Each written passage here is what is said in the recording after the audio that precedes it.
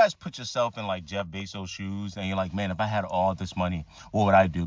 I put myself in Jeff Bezos' shoes so I can try to get a better understanding of how someone like that is willing to chummy up with right-wing governments and how far they're willing to go. And then I start in comparison to how much capital there is to gain. Okay, that's a better intro than what I really have on my mind that I want to talk to you guys about, which is how much corporations, right? And I'm talking about our capitalist overlords. I'm not talking about your little mom and pop bagel shop, guy that that's a really nice guy to the community. No, he's cool. That's not. I'm talking about your Walmart, your Amazons. I'm talking about in other countries, the really rich families that have a monopoly on things like telecommunications, media. You know what I'm saying? That's what I'm talking about. I don't think you guys really understand, even when they do things that seems to be more like liberal, and thinking, or they're willing to fire certain people in their company that have like far right ideology, right? I don't think you guys are really understanding just how much they're willing to tolerate when a certain type of government that's more far right or more right leaning comes in, then just because of how much they stand to gain in terms of capital and also because of deregulation, right? But the interesting thing about it is I started thinking, like, if I'm Jeff Bezos, right, there's a certain compartmentalization that they get to do. It's like this weird, like, three-way, threesome relationship. But somebody gets the short end of the stick, but they're too dumb to figure it out.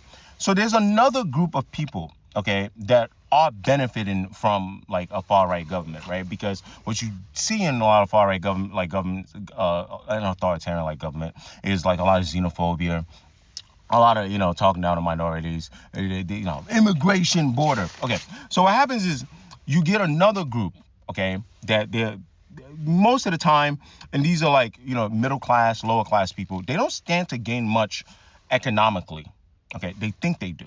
And that's because the government that's coming in feeds on the affairs of immigrants and minority groups. And they say, hey, it's like that meme. The immigrants taking your cookie. So they convince them that they stand to gain something when they get rid of all these immigrants and or punish this group of minorities that are taking their opportunities, anti-DEI and all that bullshit, right? Okay. But what they really do stand to gain, though, is, and they don't notice, or maybe they do subconsciously. What they really stand to gain is supposed to be some type of culture win. That's why, like, y'all got to deep it. I'm sorry. I know it's a lot here, but this is just how my mind works, and I just feel like getting this off my chest. That's why you got to deep why the Super Bowl shit, like, really bothers them. The halftime show with Bad Bunny. It's because deep down the side, that's the only thing that they're really supposed to win is the culture war, right? That's why, like, they say things like, this is what I voted for, when it's like a young woman getting rounded up and with her child to get tossed into a detention camp, right? That's why when they hear horror stories from like what Immigration Customs Enforcement doing, they don't care. Like it's because there's that's what they stand to gain. Okay, but back to Bezos. So, or any other person. Sorry, Bezos, I just have to use you here. So what happens is, like, there's a threshold. Like a threshold of, because some of these people, believe it or not, they're really more progressive in thinking. Like, they wouldn't live in, like, I don't know, no offense to anybody, like rural, like Confederate Mississippi, Alabama. They wouldn't live there. Now that these places aren't beautiful, but I'm saying in terms of political spectrum, thinking, what they believe in, right? So there's a threshold of how much they're willing to tolerate, right, from the government. But they're hoping that the government also checks their threshold of how much they're willing to appease to these radical influencers, your community advocates, your Proud Boys, it's a cesspool of just people who just want a bunch of people who are right leaning or far right that want to win a culture war, right? So they're hoping, it's a weird little relationship, that the government itself can like contain it. But deep down inside, they're hoping, even if it's just for 4 years with someone like Trump in office, that they can loot as much as possible. But here's where the shit gets sick. Why it's not even like a three-way relationship. It's like double banging. Like because who stands to get effed over is the same group that helps the right-wing administration go in power, right? Because what happened is that these same people who are mostly, like, that's why when you guys say, oh, they're like corporate Democrats, like, I agree with you on what you're saying. Like, the Democrats, they get their oil, they get lubricated too. You know what I'm saying? But these people, these capitalist overlords, know they can do way more looting of the money and the transfer of wealth with someone like Trump in office.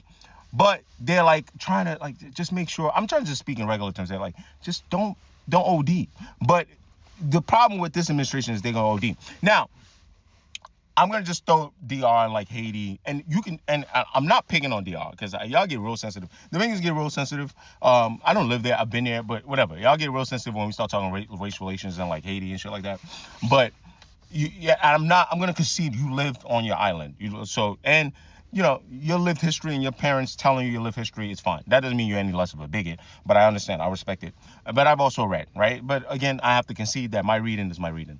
But I say this because I'm watching what the U.S. is doing with ICE here. And there's like mad videos too also of like, people rounding up people in the Haitians in DR. And you talk to a lot of like Dominicans who are not like radicalized and shit, that's not really in tune with themselves or like feed propaganda. And or sometimes their reality is just like, oh, look at the influx of immigrants in my country, right? So I get that. But you talk to them too, and it's like they're spewing like right-wing ideology. And then you look into their president, and it's like, he might not be far right, but he chummies up with Trump. He's mostly like center-right. And then you look into the history of like who's doing the looting of resources in DR. Right? And it's like, yeah, America's bigger. It's easier for me to talk in America because even like our floor is padded a little bit. But you start seeing the similarities. Then you can go to other countries. You can go to Africa. People do this with like South African, Nigerians. And you just watch this formula. Right? It's like this three-way relationship. And the more the government moves right, the more the capitalist overlords in that country can loot more. But it all keeps getting enabled by these like right-wing groups who will put someone like a Donald Trump in power, right? And then the idea is like, but then if you speak or if you try to show people the light, it's usually just like this radical liberal leftist. And then I'll talk to my leftist friends and they're like, they don't want to bend because there's like, they don't want to like, oh, well, there's no such thing as, hey, Obama is the same. And I'm like, guys, not really, but whatever, right? And just my main overarching point, it's not as funny, but it's just so crazy because I've been thinking about this. My main overarching point is like, it's so interesting to me how most of the time after the minority groups and the immigrants pay the price, like the immediate price, in the long run, this same exact people who have these ideologies are the ones that lose. That's why you then see a more like centrist government come in that still tries to appease to him. Joe Biden's still going to deport people. Barack Obama still deported people, right? And then also on the back end, still like while trying to like calm the capitalist overlord, this video's went long enough, but they will still try to help their economic situation. Like America's a perfect example, right? But they still get upset. They don't want that. And then the capitalist overlords win either way, but they really, really, really would win more when your dumb ass can't figure out that right-wing governments don't help you. Okay, anyway, long rant, but it was just,